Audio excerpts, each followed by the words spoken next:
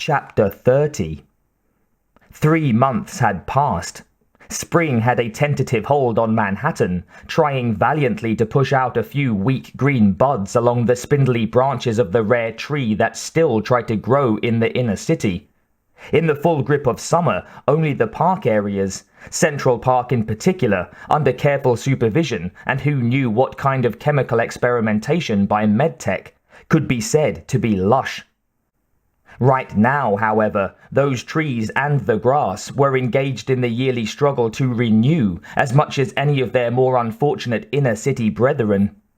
Still, partly because of warmer than usual weather and a steady diet of gentle rainfall, leaves were finally starting to make tiny appearances here and there.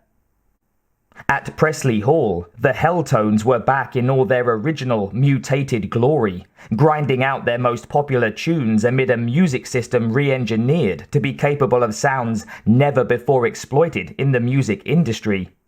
The lead singer and his troupe looked and sounded the same, although inside, the workings and movements were constructed more economically, and the number of programmed commands and range of response was considerably smaller. The aim here was disposability.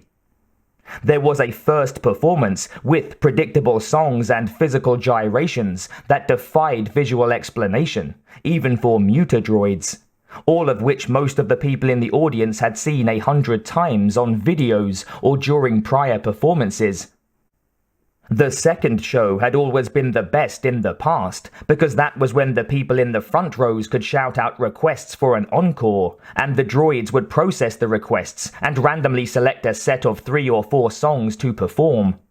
As a tangible expense item, the Helltones were significantly cheaper now that the programming and microprocessors necessary to function at that level of memory and custom response could be eliminated.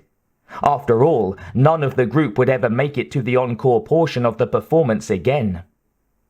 The Manhattan ordinances that regulated live and electronic performances required SynSound to prominently warn the public of the nature of this group's act. The corporation chose to do it via the splashy lights and moving displays on the marquees that jutted from the outside of the building at 5 locations. Return of the Helltones, Night of Death. The fabled Presley Hall Slaughter Night recreated.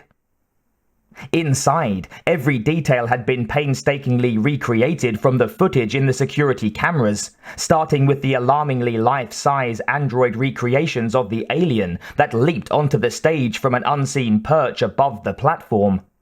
True to the memories of those among the gore-loving audience who had been there on the original bloody night, the Helltones band members were the first to be destroyed. The fragments of their music.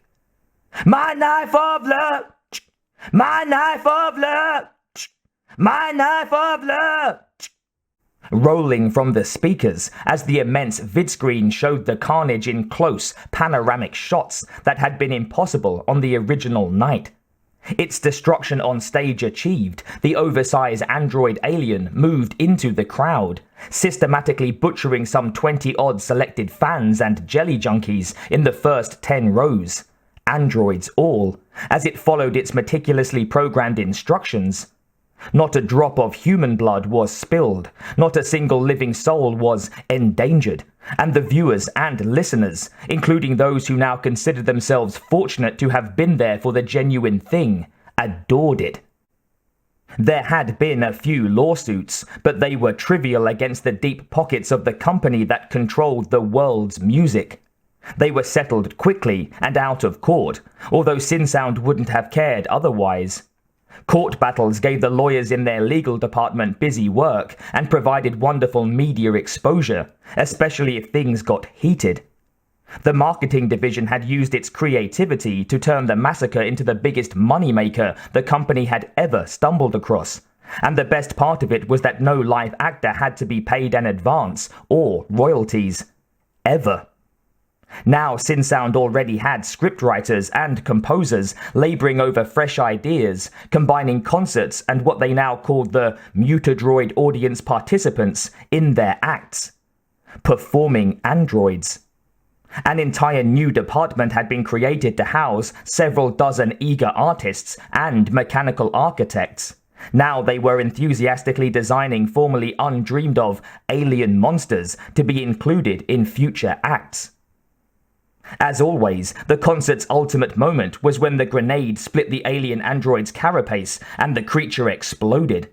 There was no acid alien blood to rain down upon the audience, no melting flesh or warm and sticky human blood, no real pain or mortal fear for anyone.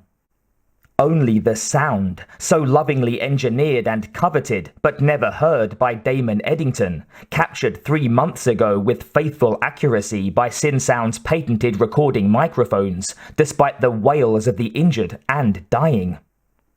The alien's death scream.